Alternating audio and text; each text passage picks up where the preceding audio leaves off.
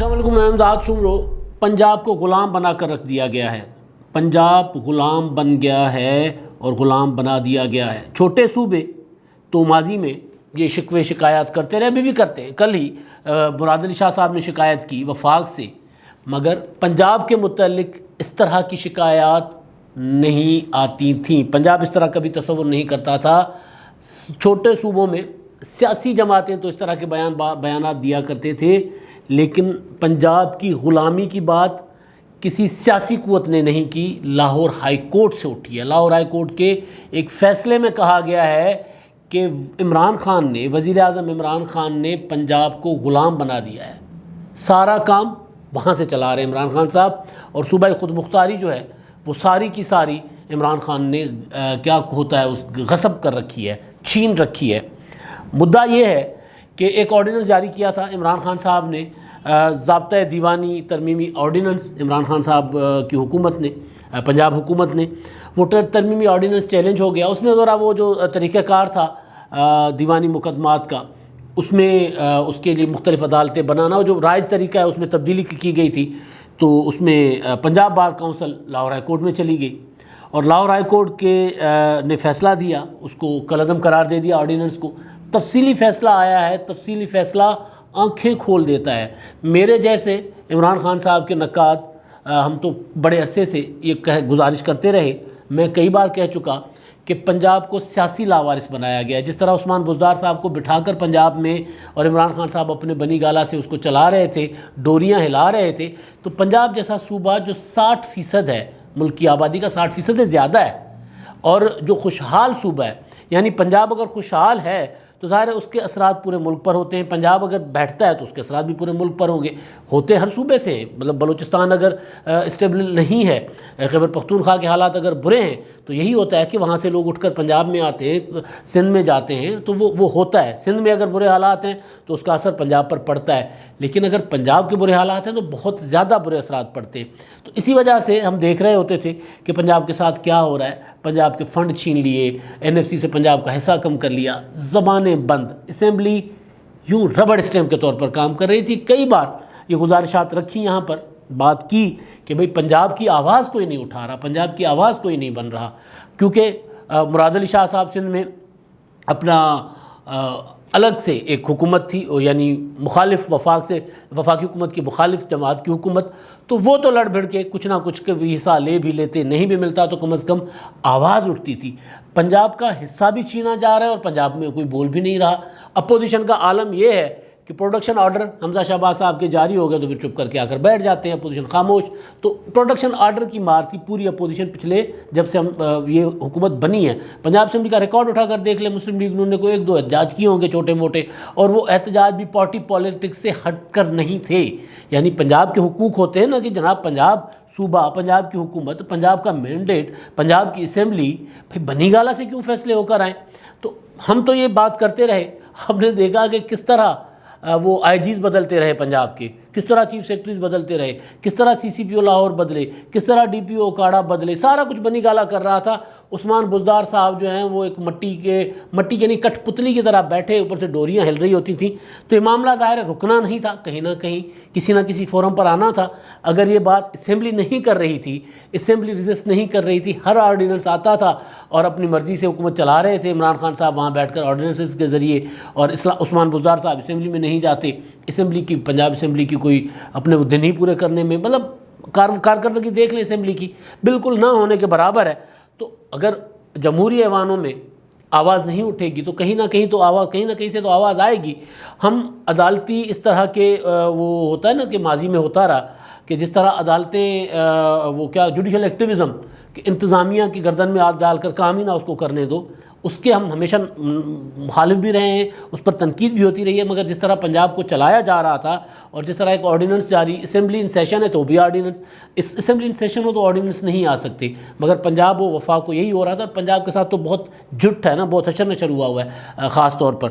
تو یہ آرڈیننس جو عمران خان صاحب کی حکومت نے جاری کیا، یہ جو ضابطہ دیوانی کا 2020 میں، اس کو چیلنج کیا گیا تھا، لاہور ہائی کورٹ نے اس کو کالعدم قرار دے دیا، اور پھر جسٹس شاہد کریم صاحب نے جو فیصلہ دیا، وہ تفصیلی فیصلہ آیا۔ صبح اٹھ کر میں نے جب وہ اخبارات میں شائع فیصلے کی خبریں پڑھی تو سر چکرانے لگ گیا کہ یہ عالم ہے کہ اب عدالتیں کہہ رہی ہیں، عدالت کی مہر لگ گئی ہے کہ وفاقی حکومت پنجاب کو، اب کالونی کا لفظ عدالت کے فیصلے میں نہیں ہے لیکن اس کا مطلب یہی ہوتا ہے، کالونی بنا کر چلا رہی ہے، یعنی کوئی مرضی منشا نہیں ہے صوبے کی، صوبائی حکومت کی کوئی عوام کا مینڈیٹ ہے نا، پنجاب کے لوگ کیا کرنا چاہ رہے ہیں وہ پنجاب کی اسمبلی فیصلہ کرے گی، پنجاب کے لوگوں کی نمائندہ اسمبلی وہ ہے۔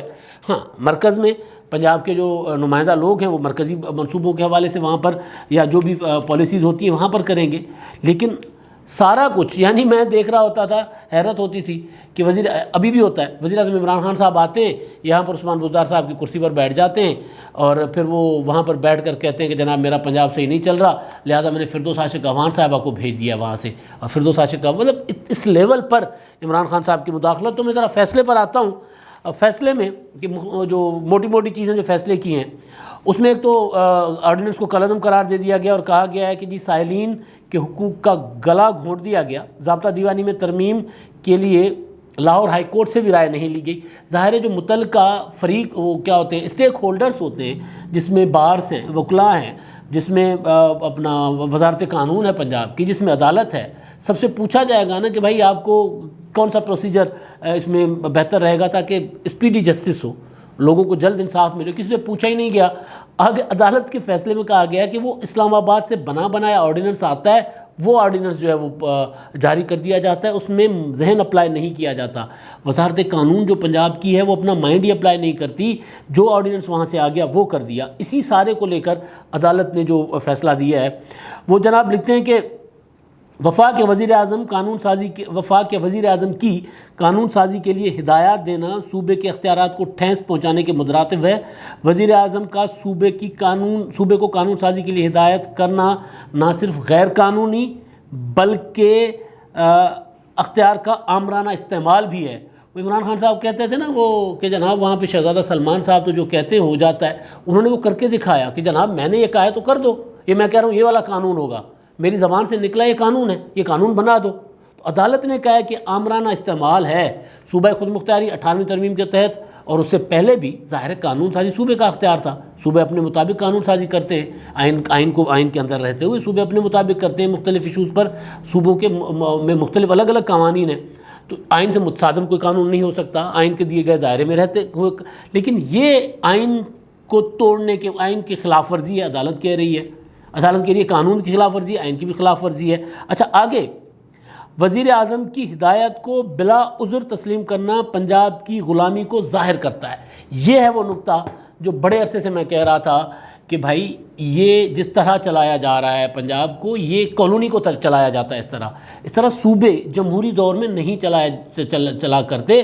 ضیاء الحق صاحب آتے تھے، آ کر جس طرح براجمان ہو جاتے تھے پنجاب اسمبلی میں اسپیکر کی کرسی پر، وٹو صاحب نے بٹھا دیا تھا ان کو، وہی وتیرہ ہے جناب بادشاہ سلامت کا، جو مطلب یہ غلامی کو ظاہر کرنا۔ عدالت کے فیصلے میں لکھا ہے، یہ عدالت کہہ رہی ہے۔ عدالت کیا کہہ رہی ہے کہ پنجاب یہ اس طرح کا جو وزیر اعظم صاحب نے کہہ دیا انہوں نے کر دیا۔ عثمان بزدار صاحب تو غلام ہیں، مگر عثمان بزدار پنجاب کے وزیر اعلیٰ ہیں، 12 کروڑ کا صوبہ، 371-72 کا ایوان ہے، اور وہاں پہ جو کچھ وہاں سے آتا ہے کوئی سوچتے نہیں ہیں، اسمبلی میں آتا نہیں معاملہ مدعا، وزیر اعظم صاحب نے کہہ دیا، وزیر اعظم صاحب کا نام لے کر کوئی پنجاب اسمبلی میں بات کر لے، وہاں پر سارے چڑھ دوڑتے ہیں اس پر۔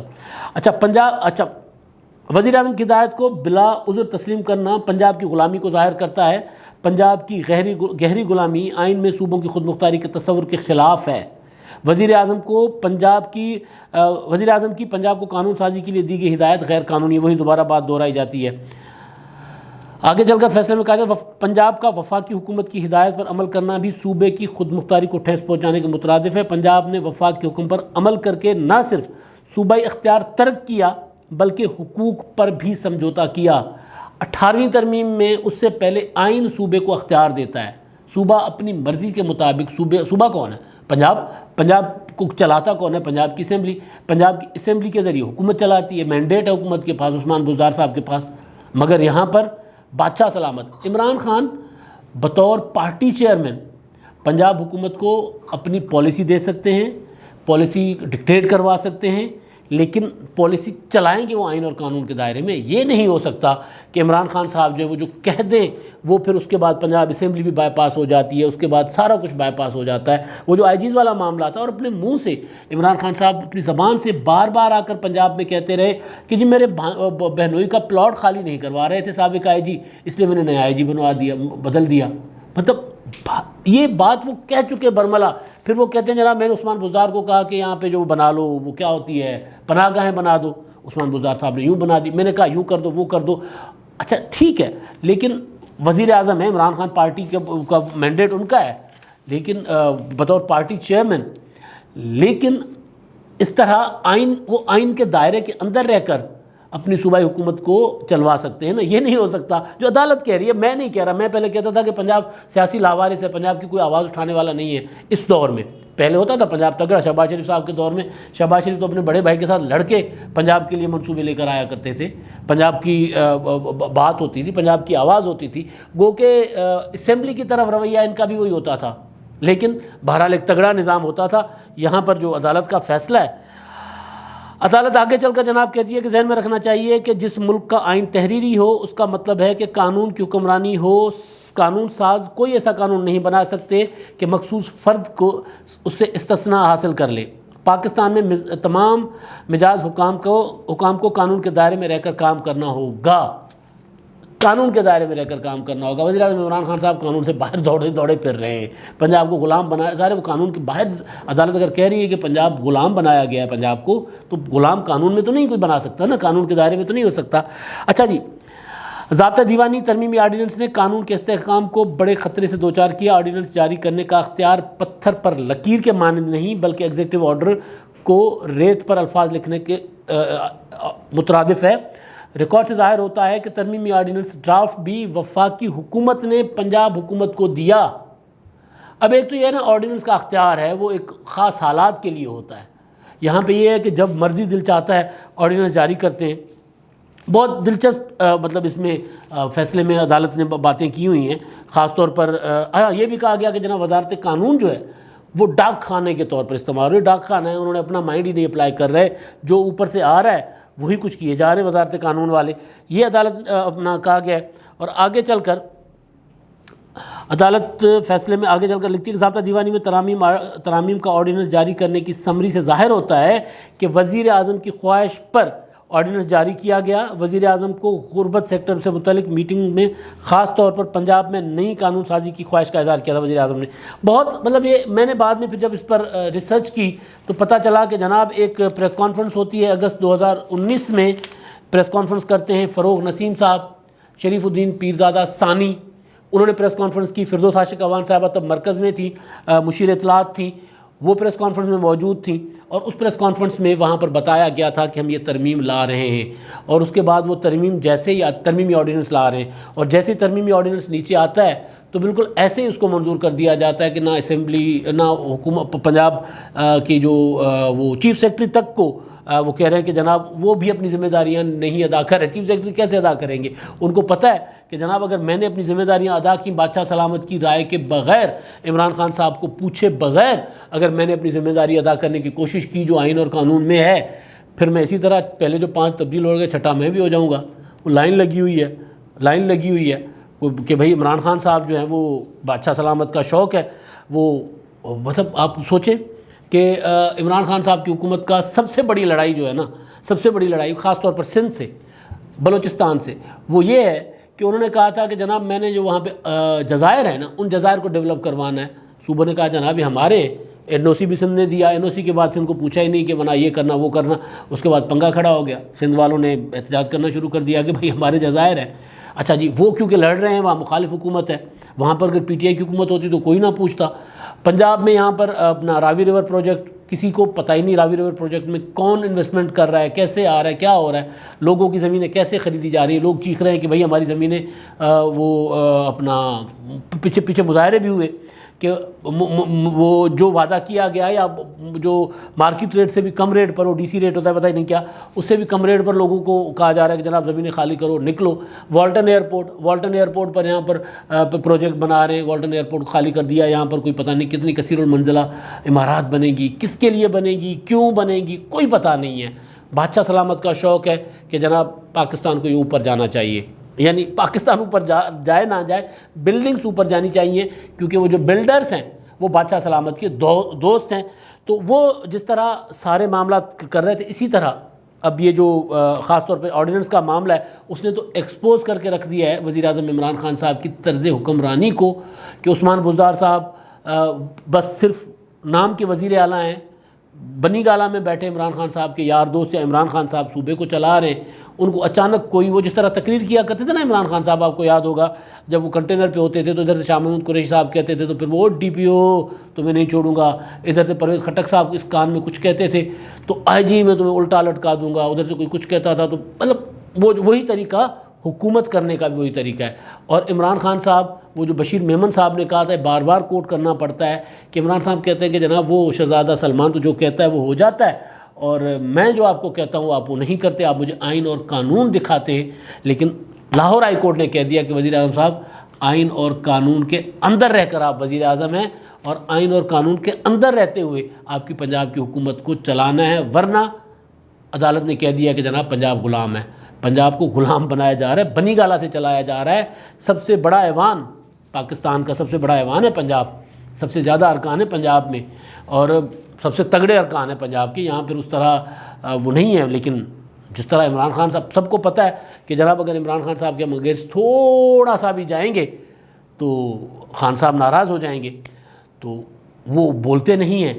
اور عمران خان صاحب این ایف سی سے بھی کٹ لگائے جاتے ہیں. ترقیاتی 150 ارب روپے کا ترقیاتی فنڈ پچھلے دنوں چیخ رہے تھے. مسلم لیگ نون والوں نے بڑے عرصے کے بعد احتجاج کیا کہ 150 ارب روپے کا ترقیاتی کاٹا لگا دیا ترقیاتی فنڈ کو. تو ظاہر صوبے کا کیا حال ہوگا، کیا حشر ہوگا؟